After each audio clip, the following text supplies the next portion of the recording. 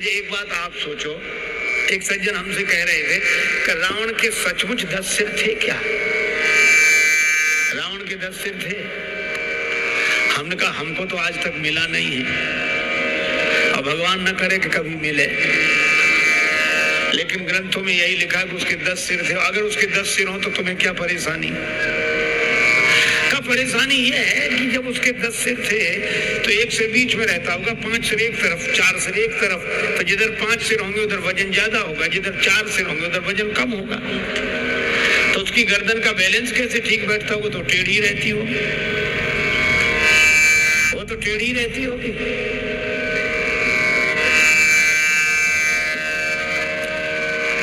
अच्छा चलो गर्दन को जैसे तैसे वो टेढ़ी रखकर गुजर कर ले, लेकिन रात को जब सोता होगा तो करवट कैसे बदलता होगा?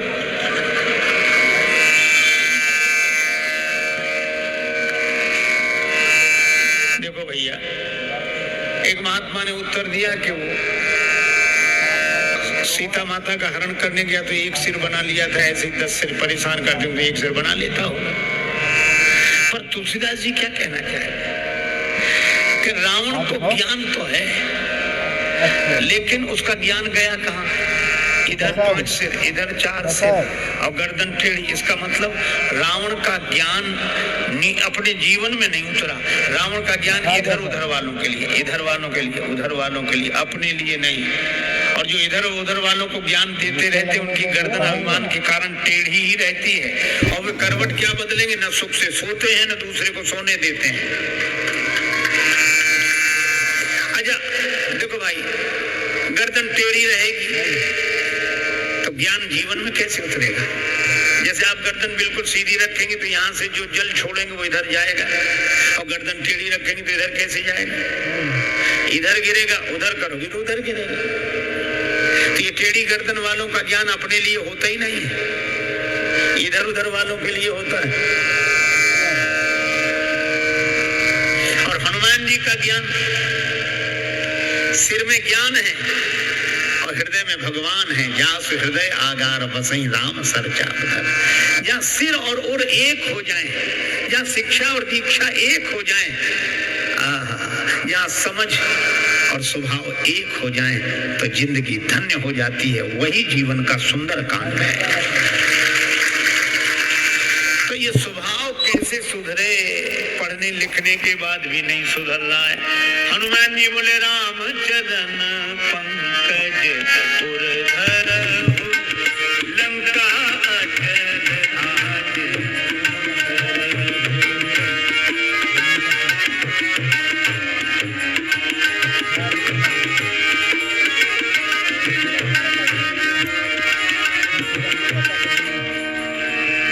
राम जी के चरणों को हृदय में रख लो, दिल ठीक हो जाएगा, दिमाग तो ठीक है ही।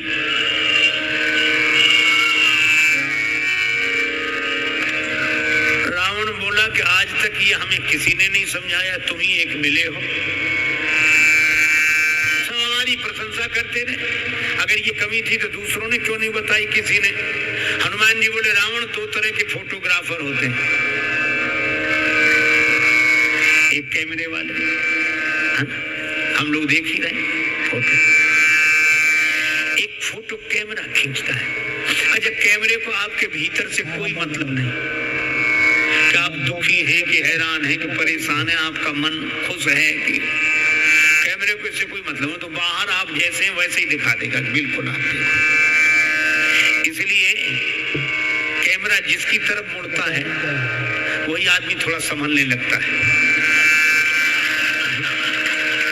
ऐसे होने लगा। और इस तरह होता कि बगल वाले को पता भी न लगे, वो सोचता है कि फोटो न बिगड़ जाए, भले ही वो देखने को न मिले पर बिगड़े तो नहीं। अच्छा आसान भी है, बाहर से ही तो थोड़ा ठीक करना, अपने को भीतर जो बना रहे कोई दिक्कत नहीं। कैमरे को आपके भीतर की दुनिया से कोई लेना देना नहीं। इसलिए आप देखो जब विवाह शादी होती है, माता पिता अपनी बेटी को विदा कर रहे होते हैं, उनके हृदय का टुकड़ा विदा हो रहा है, बेचारों की आंखों में आंसू होते रोते हैं। उसी समय हमारे ये फोटो खींचने वाले भाई लोग कैमरा लगाते हैं और फिर कहते जरा इधर, और इतना ही नहीं कहते थोड़ा प्लीज थोड़ा मुस्कुराइए। वो बेचारे कहते कि तुम मुस्कुराने की कह रहे हो, बेटी विदा हो रही है, हमारा हृदय दुख से भरा है और तुम मुस्कुराने के लिए कहते हो। तो क्या कहते, हृदय को भरा नहीं दुख से, इसमें नहीं आएगा वो फोटो, आप तो ऊपर से मुस्कुराओ।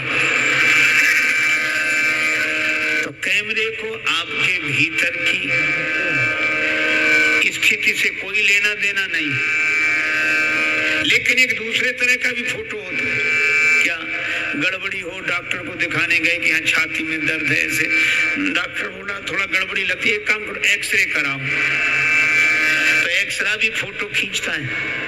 लेकिन एक्सरे को आपकी बाहरी दुनिया से कोई मतलब नहीं कि आप कैसा कपड़ा पहने हो, कैसे हो, गोरे हो, काले हो, लंबे हो, ये सब कोई, वो तो भीतर जहां खराबी उसका फोटो दिखाता है।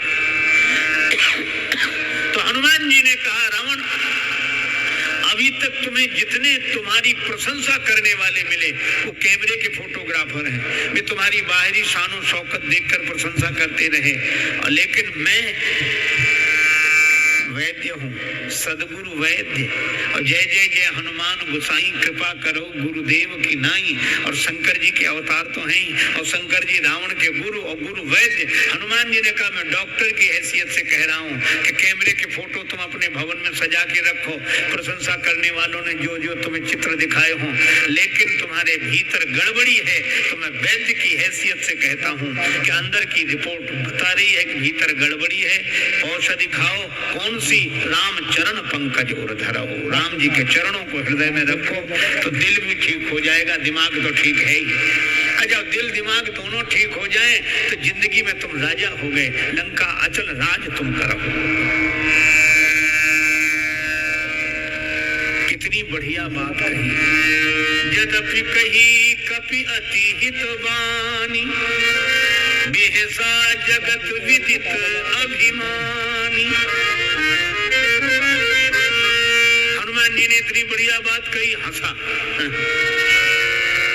अब बंदर हमें समझाएंगे, हमको समझा, हमको कई लोग पता नहीं अपने हम को क्या समझते हैं। जैसे कहें हमसे, हम कितनी मर गई हम करके। रावण बोला हमको,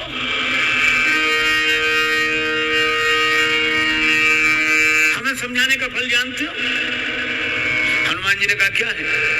रावण बोला मृत्यु निकट आई खल तो ही, लागे सी अधम सिखावन मोह।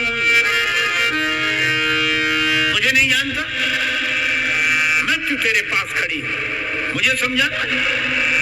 काल की अधिष्ठात्री शक्ति मृत्यु को रावण ने हनुमान जी के बगल में खड़ा कर दिया। हनुमान जी डरे नहीं, मौत बगल में खड़ी।